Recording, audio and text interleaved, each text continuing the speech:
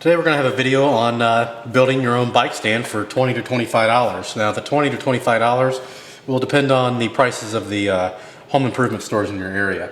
The park stands are great, those kind of stands, but for as little as I use a bike stand, maybe once every year or two, it's just not worth $150 for me. So this is an alternative and it works great.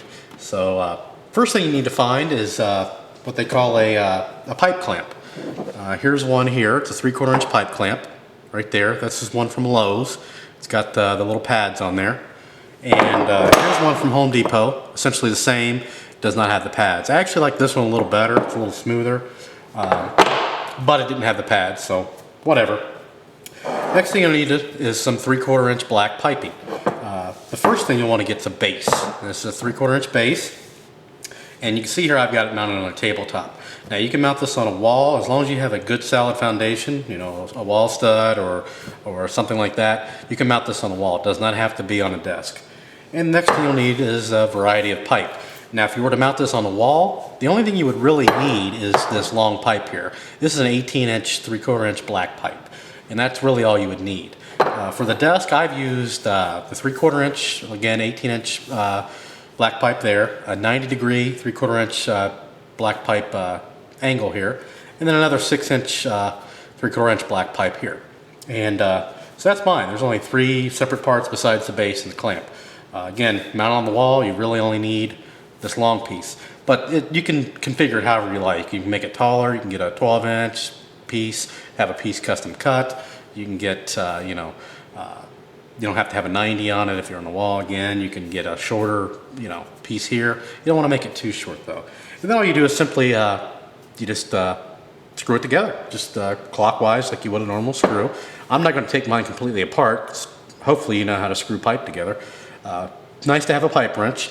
If you do want to make this permanent, you'll want to use some kind of thread locker or something like that on this.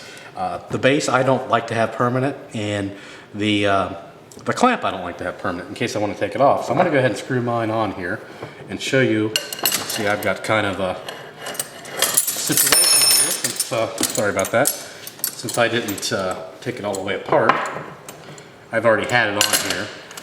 I've just got some wrenches in the way over here that you can't see. They're kind of out of sight.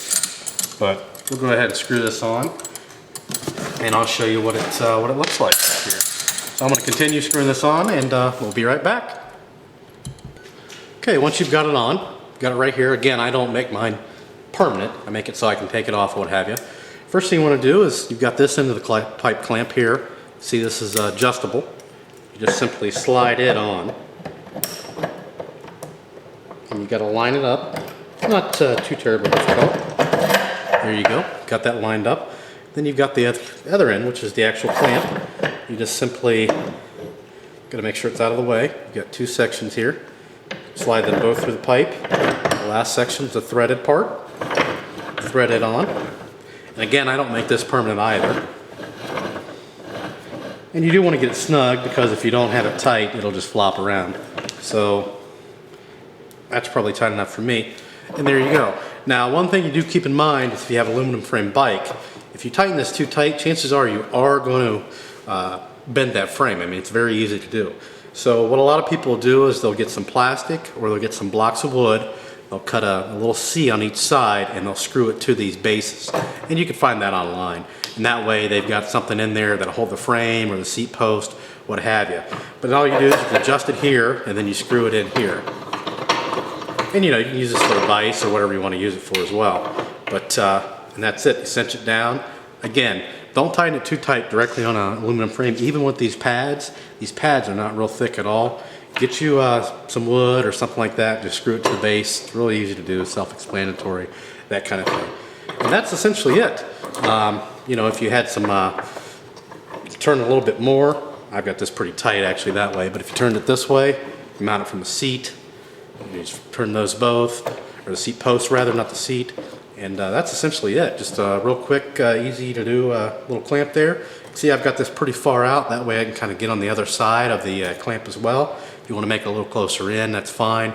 You just you have to flip the bike around. This way I can kind of get to both sides without actually having to flip it around. So that's it. If you like the video, please feel free to post comments and rate it, and or not rate, but like, I should say. They've changed that.